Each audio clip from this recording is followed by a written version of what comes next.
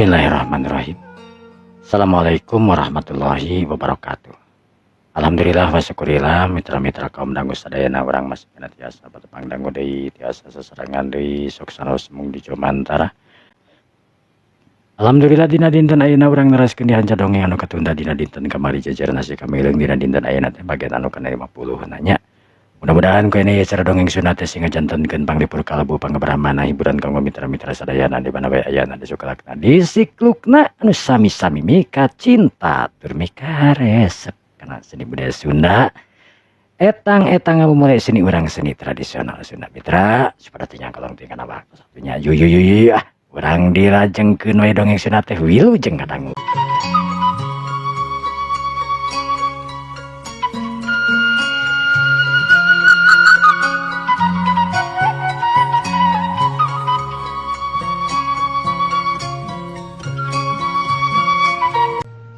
Para mitra kaum dangu sadaya kisap tolilo saenggeus mujasmedi harita netep seukeut kaluar ti kamaran kisap tolilo netep seukeut ka anakna nyatana anak kukutna anu ngaran Panjisanan dina hiji waktu anjeun bakal jadi hiji jawara anu pilih tanding sanan.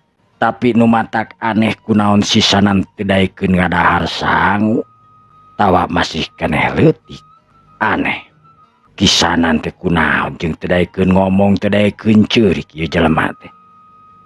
Nah budak teh teh bisa ngomong atawa hanteu saumur dibawa ka dieu ku aing geus sababaraha waktu tapi keneh sisanan can pernah daek ngomong yeuh.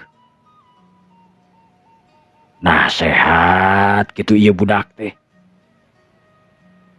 Aing jadi bingung.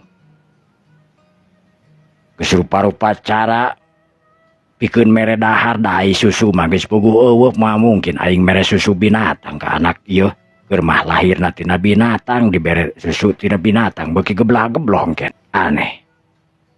Kisanan teh sebenarnya bisa ngomong atawa henteu.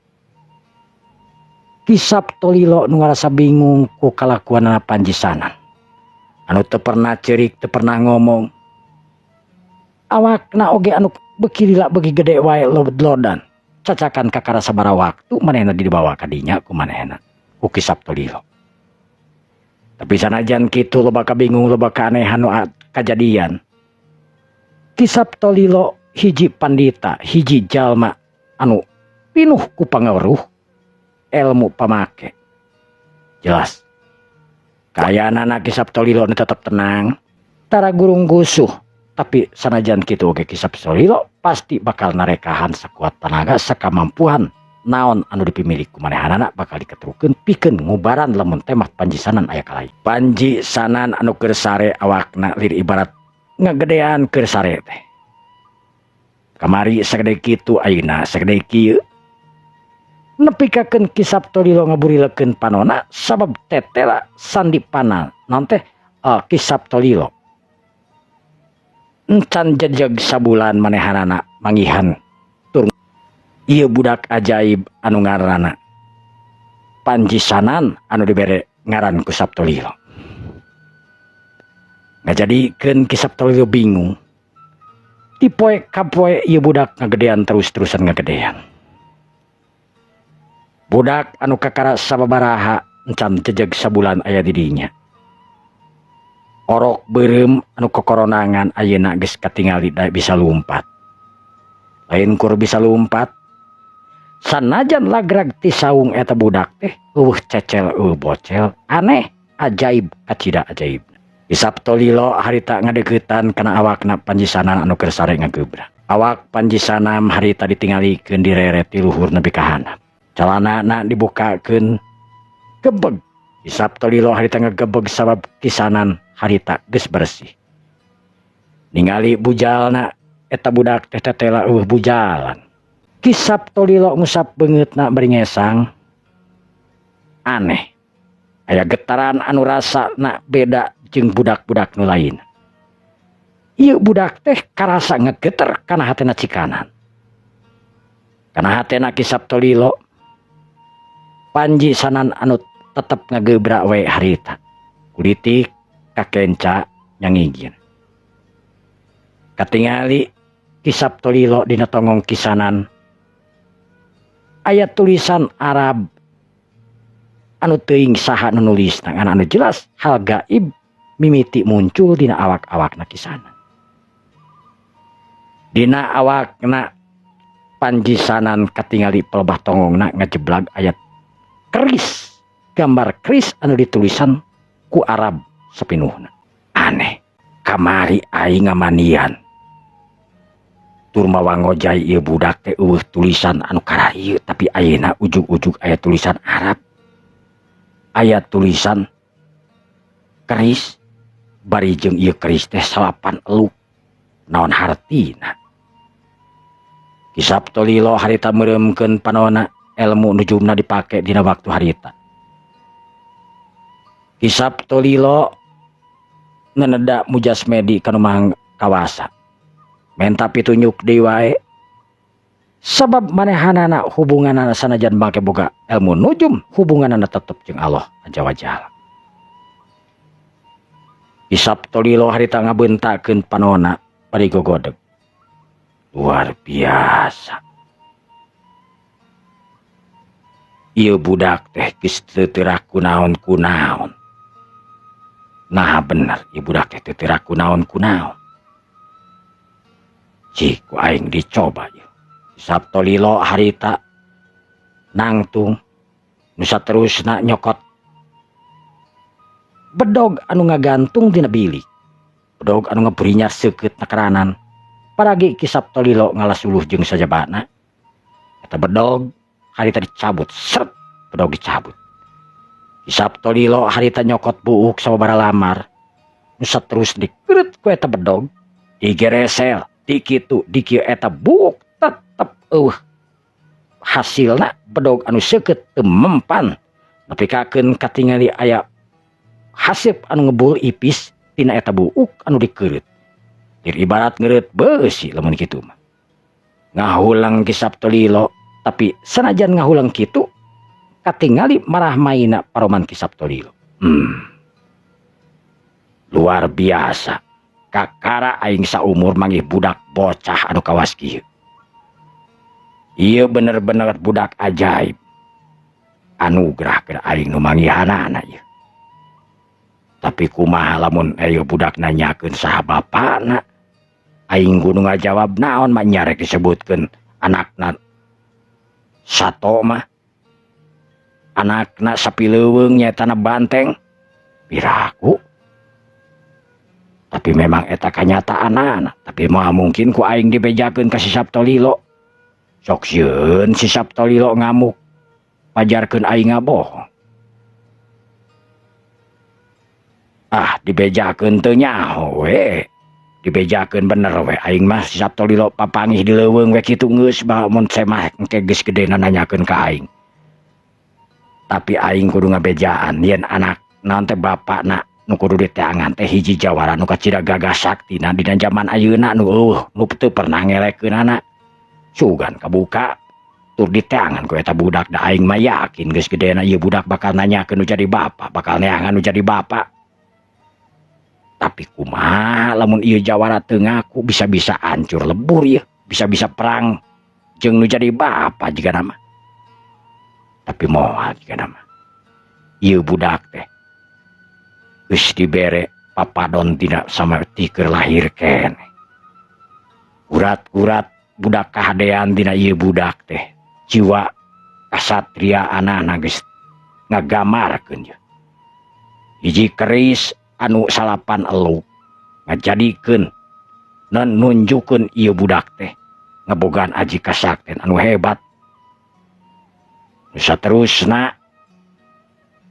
eta tulisan teh lamun teu salah. Ieu tulisan teh rupa-rupa raja. Raja dina masana.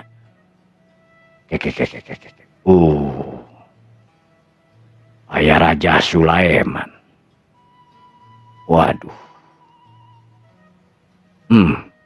Raja Sayyidina Ali. Ieu budak teh ngandung kekuatan anu maharohaka. Anu cantang tuh bisa aya nu ngelehkeunana. Budak ieu geus nyampak sagala rupana. Aing kudu bener-bener ngawarahna ieu budak, kudu bener-bener ngadidik ngahatikna ieu budak supaya ieu budak teh ulah jadi budak anu kalantar, jadi budak anu memang ngaco di hareupna. Sabab lamun ieu budak ngaco kadituna walah bisa gonjang ganjring sakabeh kaayaan di alam dunia ieu budak. Ayeuna aing kudu kumaha carana ieu supaya ieu budak bisa dahar jeung bisa ngomong. Waduh. Saptolilo harita nu mikir nyebak terangna bingung. Sabab anak kukutna nyaeta Panji Sanan anu teu daek ngomong, teu daek dahar, teu daek itu jeung ieuna. Kur nginum cai herang we hungkul tapi dahar mah henteu. Aneh bin ajaib. Sanajan kisap atanapi Panji Sanan teu dahar, kur cukup ku nginum hungkul tapi Panji Sanan awakna sehat, puger. Dir nu panting nama eta sandi Panji Sanan teh ku gede nakeranan. Di dieu kaunikanana tur kaahengeranna sandi Sanan atanapi Panji Sanan. Sapoe, 2 poe, 3 poe, sabulan 2 bulan. Sandipan Sanan didinya kumanehna diurus ti leutik nepi ka gedena. Singkatna cerita, Panji Sanan diurus 10 tahun. Panji Sanan ngajangelek jadi hiji jajaka nu gandang. Pengawakan jangkung. Buukna panjang ngagebay sabab nyaho Panji Sanan teu teurak ku naon-naon, buukna teu bisa diteuteuk. Panji Sanan anu sapopoena harita latihan jeung latihan ilmu anu diturunkeun ku Saptolilo sabab nyaho Panji Sanan bakal ngajangelek jadi hiji jawara sanajan teu diturunan ku ilmu manehanana, tapi tetep Panji Sanan bakal ngabogaan ilmu anu datang secara tiba-tiba. Ki Saptolilo ngahaja nurunkeun ilmu ti manehanana supaya gampang dina ngatur Panji Sanan. Tidak mematahan itu jeung ieuna supaya jadi budak anu hideng bujak, budak anu bijaksana engke dina dewasana. Mung nepikakeun Panji Sanan harita hirupna ngaco. Mung nepikakeun Panji Sanan hirupna teu boga arah tujuan. Sabab Panji Sanan ieu jiga geus diamanatkeun, Panji Sanan dilahirkeun ti rahim saurang sato. Dilahirkeun ti hiji binatang nyaeta banteng anu kiwari teuing ka mana. Panji Sanan anu ngajangelek dewasa. Sanajan umurna Panji Sanan teh sabenerna mangora keneh teuing sabaraha taun ayeuna, ngan anu jelas Panji Sanan tangtunganana tangtungan dewasa, awakna ge jangkung ngalengejay. Ki Saptolilo teu loba omong itu jeung ieuna sabaraha umurna Ki Saptolilo teh Panji Sanan. Ki Saptolilo hungkul oge teu nyaho sabaraha umurna nu sabenerna, sabab manehna nyahona ieu budak teh keur kokoronangan. Kan anu jelas gancang pisan ngagedeanana umur 10 tahun ligah nu umur dewasa. Ngan anu kaanehanana keur candit Panji Sanan tangtuna. Kahiji Panji Sanan anu teu daekeun ngomong. Kaduana Panji Sanan anu teu daekeun dahar. Ukur cai jeung cai anu didaharna ku Panji Sanan sanajan dipaksa ku Saptolilo sandi Panji Sanan belaan nepikakeun balem teu daekeun. Tapi keur Ki Saptolilo hiji bapa hiji aki-aki anu memang bijaksana, teu daek maksa tapi tetep mamatahan ngaburukanan ngagelentrak tiap peuting tiap waktu. Ulah nepikakeun Panji Sanan ancrub kana jalan anu salah, hirup leumpang di jalan anu memang henteu dina koridorna.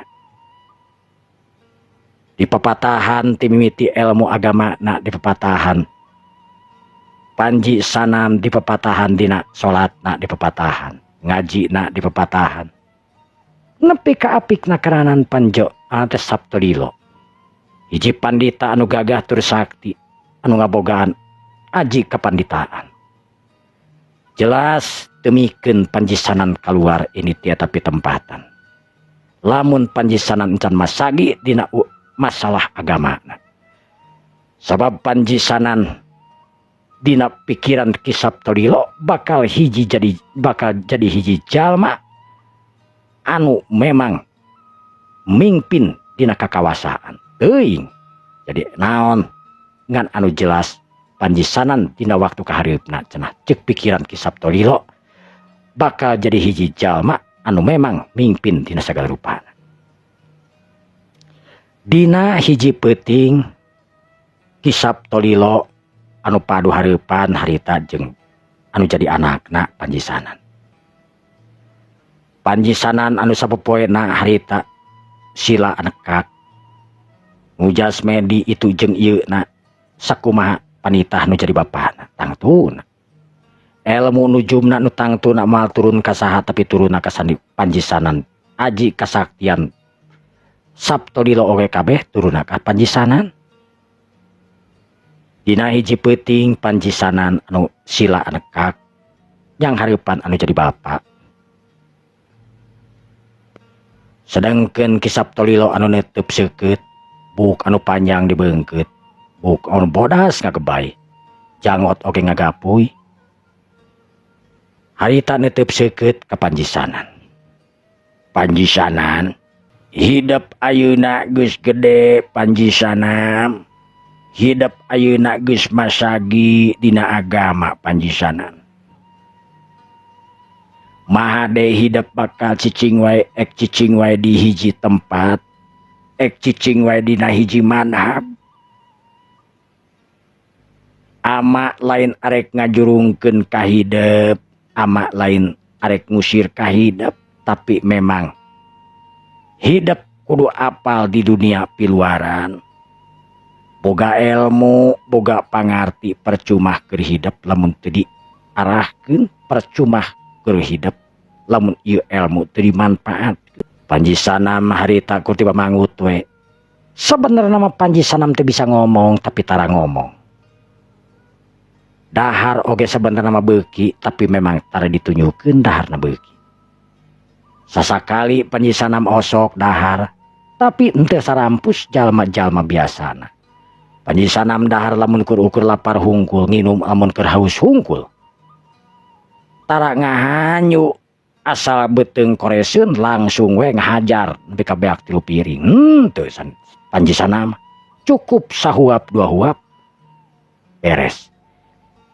Tara nepi ka tadas beak sababoko tara Panji Sanan mah. Aneh. Lah disaruakeun jeung urang Pantar Kalong ya. Panji Sanan anu netep seukeut harita kana jadi bapak. Panji Sanan anu tiba mangut teu ngomong sakemek oge. Panji Sanan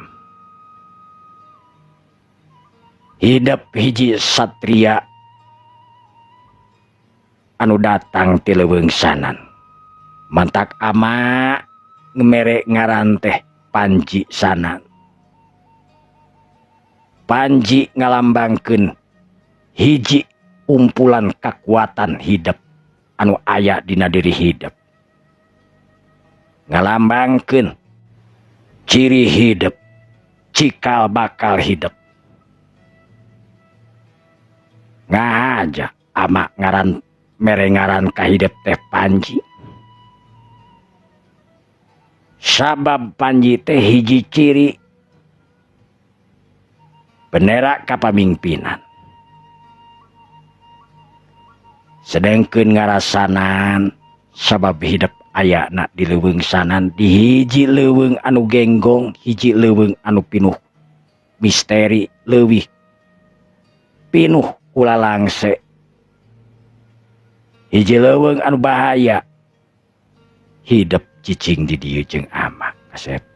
Panji Sanan harita netep seukeut kana jadi ramana nyaeta Ki Saptolilo. Teu diduga Panji Sanan harita manggil ama. Ama.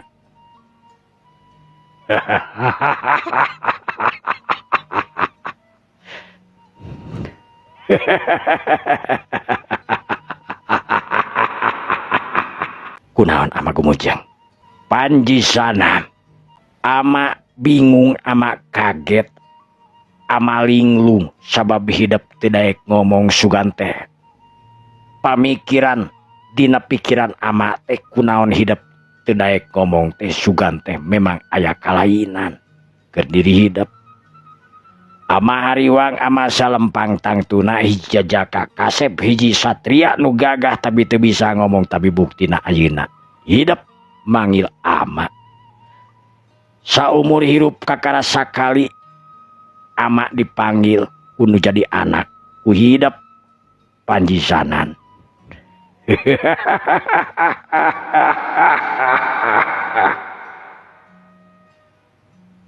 Ama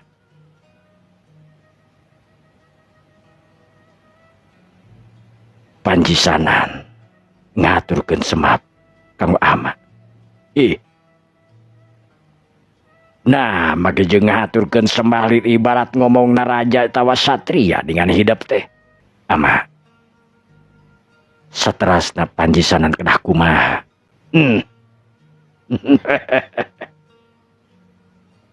Panjisana hidup ayeuna anu geus masagi ku pangarti pinuh ku ilmu jemar ku panalar.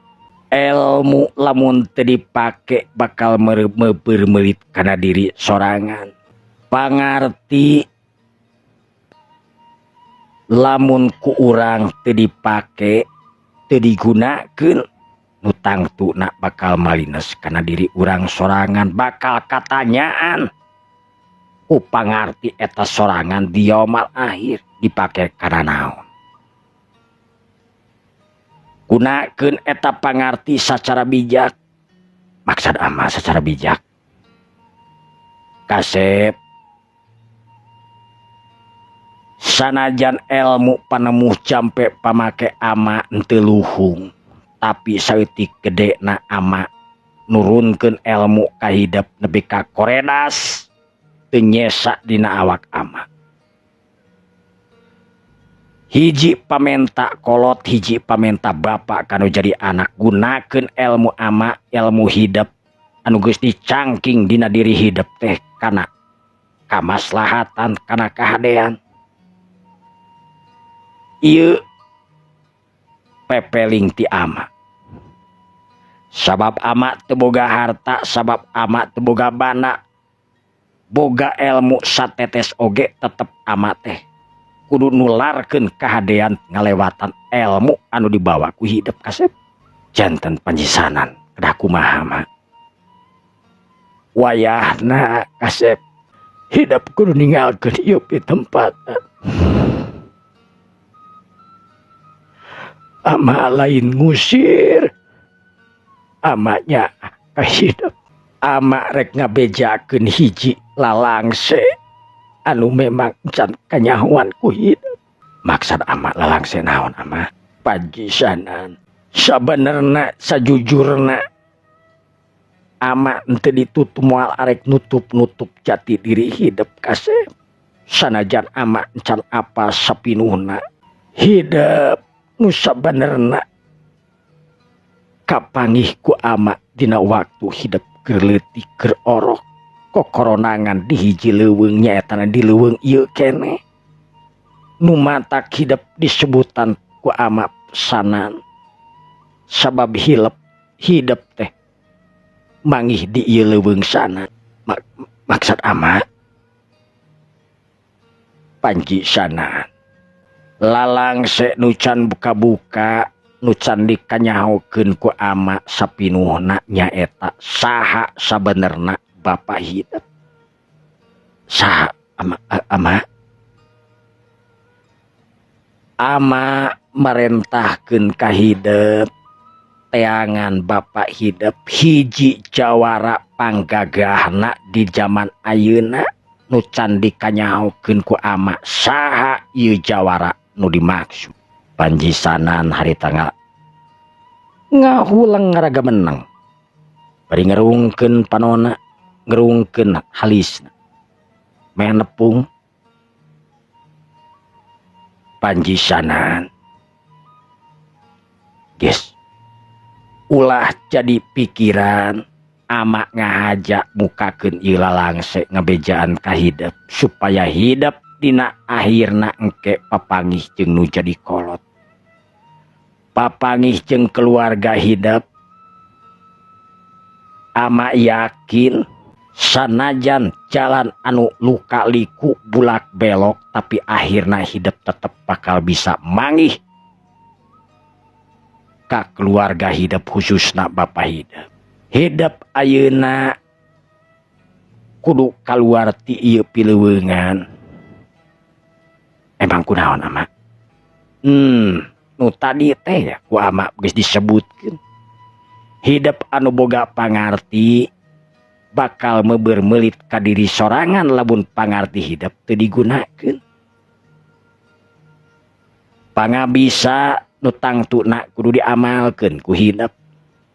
Sanajan boga pangabisa urtibah satetes, tapi tetep eta pangabisa bakal ngunag di yaumul akhir lamun temah salah dina ngagunakeunana atawa memang dipake amal perbuatan anu hade.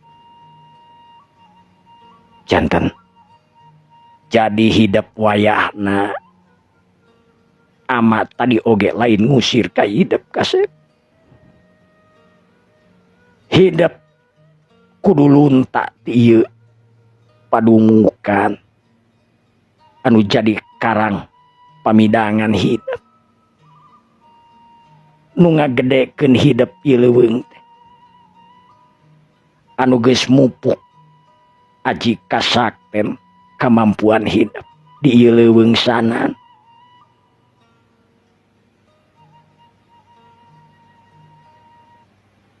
Nah, daya pilihan nu sanes sama eueuh kasep. Moal aya pilihan anu lain kajaba hidup lunta ti ieu daerah, ti ieu leuweung, ti ieu alas anu kacida genggongna. Hidup lunta lain lunta tamuh laku tangtuna, lain luntang lantung tamuh laku. Tapi hidup lunta teh kudu pinuh ku pangamalan. Lempang kudu dibarengan ku doa jeung niatna. Ulah kur saleumpang-leumpangna. Ulah metik di jalan lamun lain petikeunana, ulah ngala lamun hidup henteu menta. Naon anu geus diajarkeun ku ama dina papagon agama, umat ulah dirempak ku hidup. Sabab jalma teh moal megar kasep. Jalma sakabehanana rek nu sakti, rek nu gagah, rek nu gelo, rek nu burung jeung palungna, jalma teh bakal ngeunaan ku ajal kasep. Moal aya nu bisa ngahalanganana eta ajal.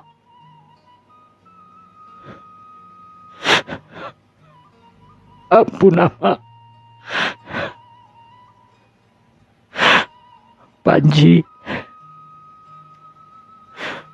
Panji sanan bari ngestokeun kana naon perintah hama. Syukur bagja keur ama kasep. Ama bunga, ama kacida pisan bunga amar watas suta kasep. Bral, gerak laksanakeun tugas ama. Ulah diengkekeun, ulah diisukeun.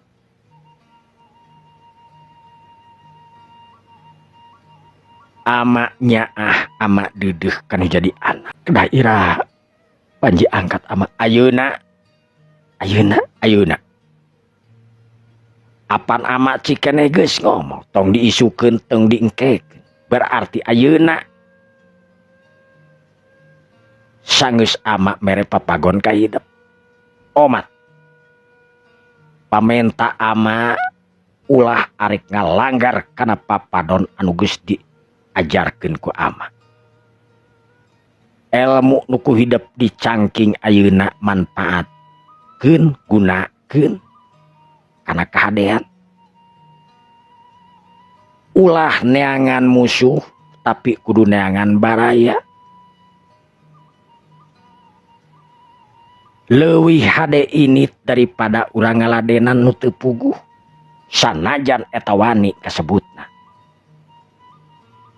Gunakeun secara bijak kasep. Ieu papatah ti ama.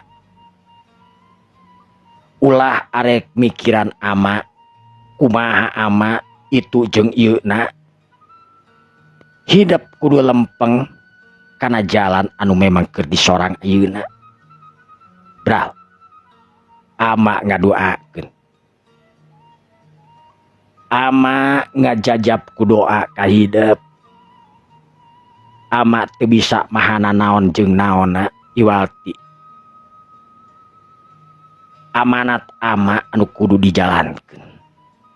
Papatah ama anu kudu memang bisa diartikeun ku hidup. Bra, ama pami eta kahoyong ama, insyaallah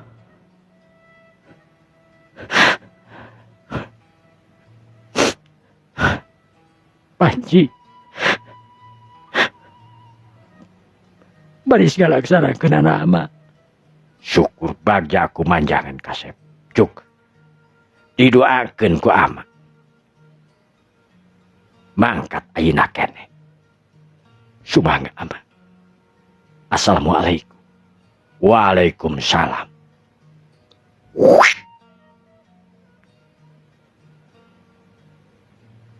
Antukna. Sanajan berat Panji Sanan harita keluar ti saung Ranggon. Anu geus salap lama 10 tahun manehna cicing di saung Ranggon jeung hiji sesepuh pandita anu ngaranna Ki Saptolila. Ki Saptolila harita nangtung mancuh ningalikeun sang anu jadi anakna ngaleos. Curelat sanggeus aya di sisi dihanapeun saung Ranggon. Eta saung Ranggon teh luhurna kurang leuwih 4 meter.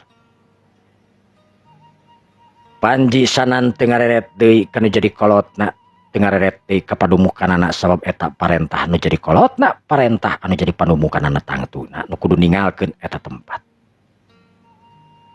Panji Sanam ngacorelat harita lir ibarat kilat. Ngablesat ini tinggalkeun eta pitempatan bari mawa hate anu pinuh ku tanda tanya. Kamana manehna ini? Kamana tujuan manehanana? Tapi lamun inget kana omongan anu jadi kolotna, bray, rasa dirina ayeuna memang waktuna nebarkeun kahadean. Kitu ceuk pikirna Panji Sanan. Panji Sanan anu jauh mangprung ningalkeun leuweung anu kacida pisan genggongna. Sasatoan nyingrai pada jara rauh harita monyet-monyet eueuh nu ngomong ningalikeun Panji Sanan anu leumpang harita sanggeus aya di sisi leuweung. Gaurna sora maung teh lir ibarat anu ngajajab. Sora careuh, sora sasatoan-sasatoan anu rame ting galaur ting garurung ting ieu tu ting ieuna. Ngajajab siga anu mere salam ka Panji Sanam. Hiji jajak anu gagah tandang pikeun neangan anu jadi kolotna. Tujuan utama sakumaha parentah Ki Saptolila. Panji Sanam sanggeus kaluar ti pileuweungan harita leumpang mapai-mapai daerah, mapai-mapai desa, mapai-mapai jalan satapak. Panji Sanam can pernah eureun di hiji kampung, can pernah lalara di hiji desa. Desa diliwat, kampung dirumpak. Eueuh hiji oge nu ditempatan. Tapi lila kalilaan Panji Sanan inget, lamun manehanana henteu nyimpang ka desa, henteu cicing di hiji kampung atawa istilahna baur jeung urang kampung. Ek iraha manehna nebarkeun kahadean. Kitu ceuk pikirna Panji Sanam. Panji Sanam eureun harita di hiji tempat dinahanapeun tangkal kiara bodas. Panji Sanam panonna neuteup ka sake ka hareup anu pinuh ku halimun. halimun anu penang pinuh jika anu ngahayu-hayu arek mependek ku panasna hate ngarig-rig mirig karena jiwa anu keresabil antara sana neangan kamana nu jadi bapak pikiran anak kerlinglung dina waktu harita saha nu jadi bapak aing di mana ayana bapak aing ya Allah tepungkeun abdi jeung jadi bapak hayang nyaho bapak abdi kawas kumaha anu cenah mah jawara anu can aya tandingna atawa jawara pilih tanding dina zaman kiwari nah saha ngaranna di mana padumukanana di mana panjar karang pamidangan anak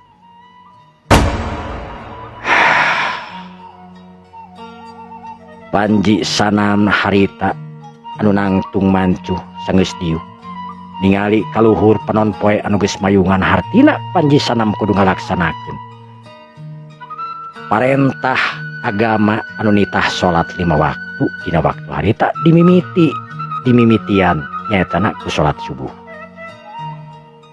Panji Sanan harita leumpang nurug tuganap neangan cai lantaran kadenge aya nu ngiritri sanggeus mangih cai wudu dilaksanakeun ku Panji Sanam nepi ka taripki nagaranan brak Panji Sanan harita salat dina dadampar tur diamparan kudang daunan anu sakira-kira bisa dipake salat maneh sanggeus beres salat sandi Panji Sanan harita wiridan teuing sabaraha jam lilana Panji Sanan harita wiridan nu sakalian bari istirahat awakna anu menterang kapanasan tapi teu jadi masalah kerjaan Panji Sanan antukna Panji Sanan harita cengkat Panji Sanan neruskeun di perjalananana dina kaayaan Panji Sanan teu ngadahar naon-naon alias puasa sanggeus Panji Sanan cukup lila leumpang gok Panji Sanan nepi ka salah sahiji tempat Panji Sanan nangtung mancuh dina tangtungan anak netep seukeut ka jero perkampungan anu katingali jelemana asa araraneh keur Panji Sanam Panji Sanam ngarasa aneh teh lantaran Panji Sanam anu can pernah papanggih jeung jalma saumurna iwalti jeung nu jadi bapakna we nyaetana Kisab Tolilo aneh kunaon ieu tempat asa bedana kerahanan jalma-jalma anu kur mararake samping kebat nepi kana dadaha awewe sedengkeun lalaki-lalakina teu mararake carana panjang kur make cara rawat nu dikawetkeun ieu tempat naon ngaranna daerah naon ngaranna jalmana kawas kumaha bener-bener cek Panji Sanan harita eta kampung anu didatangan ku Panji Sanan teh anu ngaranna Desa Kumpal anu dipingpin ku hiji sesepuh anu ngaranna Kisabda eta desa anu jauh ka ditu jauh ka dieu kasebutkeun desa anu subur tapi penduduk di dinya anu memang teu nganut hiji agama sabab penduduk dirinya teh mangrupakeun penduduk anu tara kaditu kadieu sakalian aya warga anu lain oge atawa jalma anu ngaliwat ka eta pitempatan kadang-kadang lamun teu puguh jawabanana sok dijadikeun tumal ku Kisabda jeung sabalad-balad di kampung Kisabda hiji pamingpin hiji sesepuh kasebutna nu bijaksana keur masyarakat mah tangtuna tapi galak kanu lainna eueuh hiji warga atawa masyarakat anu daek nyimpang ka eta Desa Kumpal atawa Kampung Kumpal we lah hiji pedesaan anu aya di tempat anu jauh ka ditu jauh ka dieu di sisi leuweung ti ditu leuweung ti dieu gunung di dinya ayana Desa Kumpal jalma anu teu gaul jeung sasama masing-masing sanajan eueuh anu pasea. Kahirupan desa Kumpal kasebutkeun subur. Loba karaman anu ngincer kadinya tapi eueuh nu sanggup asup ka eta tempat. Sabab desa Kumpal dianggapna angker. Anu beunang langsung dipaehan tur dipake hidangan. Kadang-kadang dia dahar. Kawas kanibal, pemangsa daging. Kacida pisan seremna. Di sisi lemur pabalatak loba tangkorak anu tara dikubur saumurna ge di desa eta. Atuh puguh we Panji Sanan ngarasa aneh tur keanehan kejadian di desa eta nu pertama manehna nyimpang tur datang ka eta desa. Aneh. Ieu tangkorak nepi pasoleng kerah kawas kieu nah jelemana di dieu tukang maehan pada jelema. Astagfirullahaladzim. Aing kudu nyalametkeun ieu desa. Nepikakeun salametna ieu desa. Lamun aing gagal nyalametkeun ieu desa dosa keur aing sabab aing geus mangihan. Bismillahirrahmanirrahim. Aing ngerek datang bubuara di ieu desa Ceuk Panji Sanan anu boga pikiran rek bubuara di ieu desa. Sabab katinggalina eta desa teh runyem nekeranan. Ku ayana loba tangkorak anu pasoleng kerah dirinya. Anu nandakeun eta desa teh kacida pisan buasna pantesan warga-warga nu lainna pada embung asup ka desa eta da sieun dipake kahakanan atawa dipake tumal ku para pamimpin eta desa diantaranya nyater Ki Sabda anu geus kasohor ka mana-mana. Sedengkeun Ki Sabda anu dina sore harita keur ngumpulkeun ka para warga. Ki Sabda memang akur bageur ka para warga mah. Eueuh galak sifatna. Eueuh itu jeung ieuna tapi galak sote ka desa tetangga, ka desa-desa nu lainna, ka kampung-kampung anu sejenna memang sangar keur Ki Sabda, tapi keur ka anak buahna, keur ka warga manehanana mah justru bijaksana naon karana. Anu teu dahar dibere dahar, anu teu mampu dibantu jeung itu jeung ieuna. Kaayaan di desa eta teh sanajan kitu oge tapi darekah. Eueuh hiji warga anu memang kalaparan ngan nya kitu teh. Adat jeung tabeatan di desa eta beda jeung nu lainna. Loba warga-warga ti desa lain ti kampung lain anu jadi mangsa di kampung Kumpal. Dipaehan diala dagingna atawa ditumalkeun ka dewa-dewa anu jadi kepercayaan Ki Sabda jeung sabalad-balad. Dina hiji waktu Ki Sabda harita ngumpulkeun rahayat sakabehanana. Gayana lir ibarat raja Ki Sabda teh. Dan memang anu jauh ka ditu ka dieu manehna pamimpinna nyatang tuna we meureun kawas raja. Ki Sabda anu mimpin eta tempat imahna oge nepikakeun kasebutna panggede-gedena.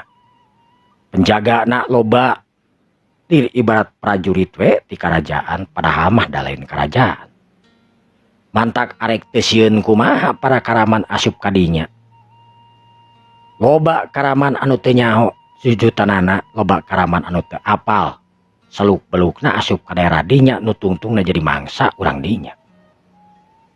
Tidinya pabeja-beja karaman hati-hati lamun asup ka daerah eta nya teu we tungtungna mah teu nepi ka asup.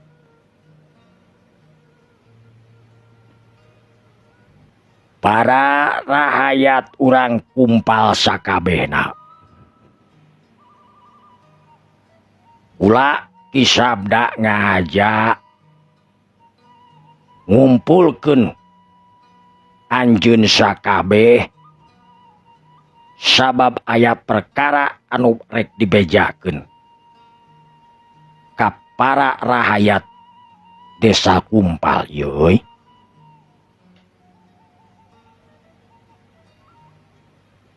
Punten Ki, aya naon salarasna ieu teh? jadi kieu urang sakedeung deui nyang hareupan bulan purnama nu kurang leuwih meureunan popoean deui euy. Sabab dina waktu bulan purnama eta urang ayeuna encan meunang urang luar pikeun dijadikeun tumal ka dewa. Sabab numutkeun kepercayaan urang lamun dina sataun sakali urang teu meunang tumal hartina desa urang bakal keuna ku bencana. Kaharti karos. Taku kituna wayahna jalma anu dewasa pikeun lunta ti ieu desa di mana mangih-mangih anu memang hiji jalma nu tangtuna kudu dibawa minimal saurang we bawa ka ieu desa khusus ka kumpal bawa ka tempat pikeun dijadikeun tumal euy. Ulah nunggu waktu lila meunangna dina waktuna engke jadi riweuh jadi kudu ti ayeuna urang teh ibarat ngukut doma ge di paraban di manian geus gede dipencit dihakan dagingna tah ieu ge kitu paraban heula sina lintuh mun awewe nya sina geulis mun lakinya sina kasep jeung lingsik tah engke geus lingsik jeung kasep pencit kececet getihna engke bakal diserot ku sang dewa euy. Satuju hanteu saluju sararea nyebut satuju dan diwati omongan tanu disebutna anu pangmujarabna iwati ngomong satuju lamun teu nya dipengel nyawana ka leungit. Barang keur kitu harita kadenge aya anu seuri ngabarakatak sanajan lirih tapi jelas kadenge ku sararea.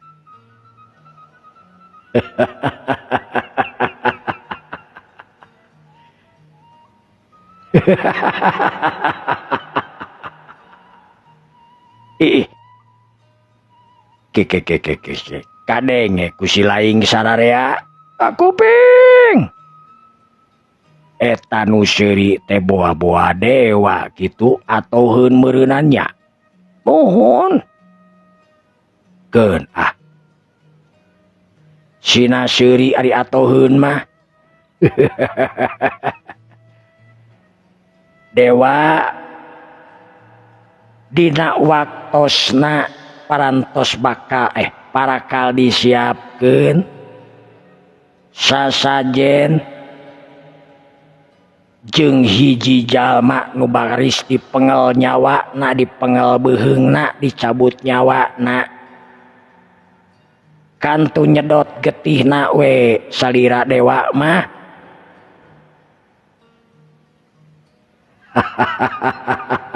kula dewasanan ulan kula dewasanan punten nuhun saha dewasanan teh nemi nguping kula dewasanan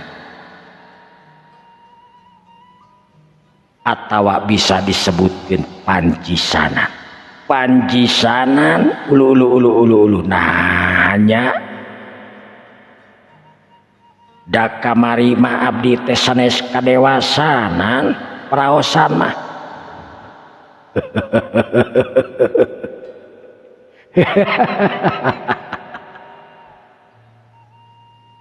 kula panjisanan anu makna turnu makal menerkeun hirup anjeun sakabeh anjeun siap sakabehna kadatangan kula ka ieu desa sadia sumangga pilih bade dongkap ka ieu desa dewa ke nah dewa teh ieu teh nuju di langit atawa di mana ulah geus aya di bumi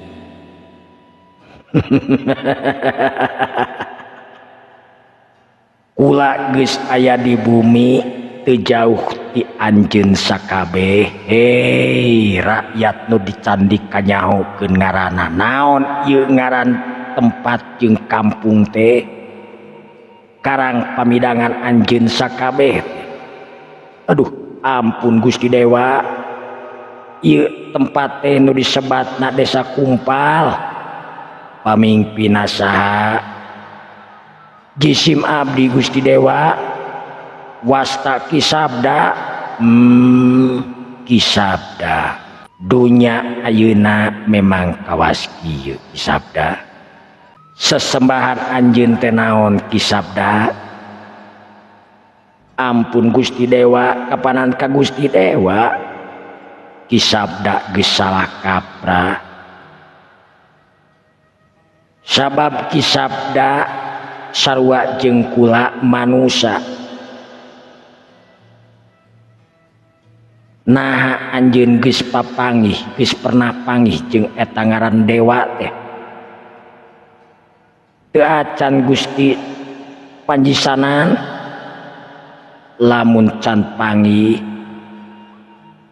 naon anu geus pernah dilakukeun ku eta dewa ka anjeun Panji Sabda jeung sabalad-balad.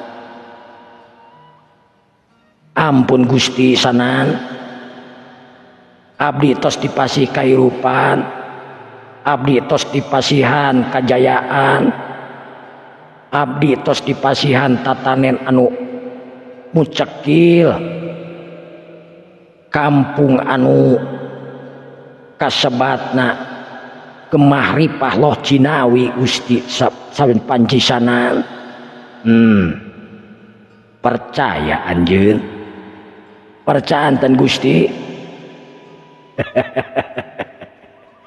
Ari panon poe itu nu moncorong teh dijieun ku saha geuningan Kisabda?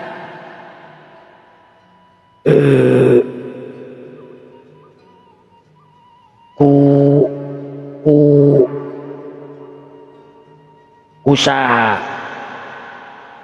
ari bumi ieu nu ditincak ku anjeun teh tanah jeung eusina pepelakan teh dijieun ku saha Kisabda? Ku dewa tangtosna maknya.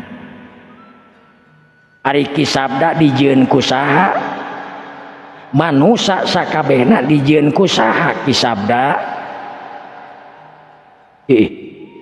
Nah siga nu nyarekan ka aing ieu teh. Ampun Gusti panjisanan, dina bidang ieuna abdi teu terang saha nu ngadamel abdi teh. Da abdi matos aya we dilahirkeun ti nu jadi rahimna ibnu abdi. Sadayana oge tangtos teu aya nu terang, margi abdi teh terang-terang teh nya atos kieu we. Dedeh teuing Kisabda.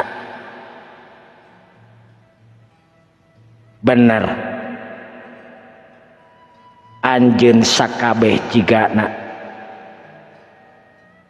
geus kasasarnya lampah, geus salah jalan akibat naon cing? Akibat turunan. Yeuh di zaman ayeuna urang teh hirup memang jarang kiai, jarang tukang ngaji, jarang tukang ieu naon teh Gusti panjisanan.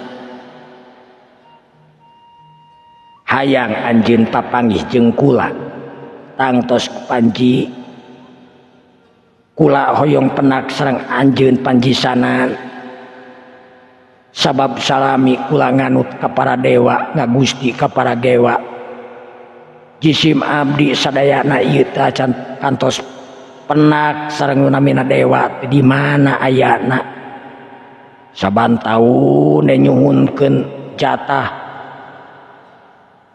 naon ya pangintenan jatah we jatah sirah nah pami teu kitu sok sieun sok bilih ku bisi rempan ku sugan ieu kampung teh acak-acakan amuradul anu tos salami ieu ditata ku turunan turun timurunan ieu teh dugikakeun rahayat jisim abdi ayeuna kasebatkeun aman tentram gemah ripah loh cinawi teu aya masalah itu jeung ieuna Gusti Panjipanan Panjisanan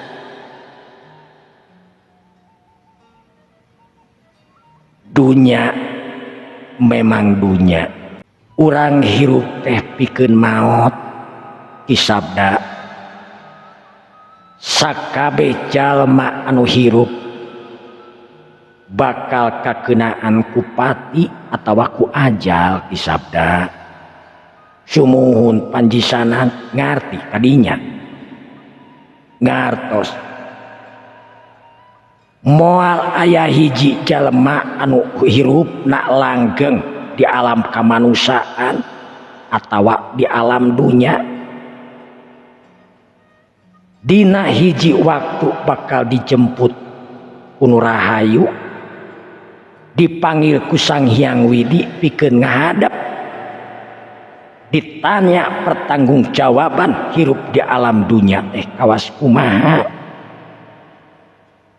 lamun boga duit nu teu pararuguh ditanya ieu duit di mana harta loba banda loba ditanya banda di mana dipake ka mana asal menangna di mana ditanya engke teh sumuhun Gusti Panjisanan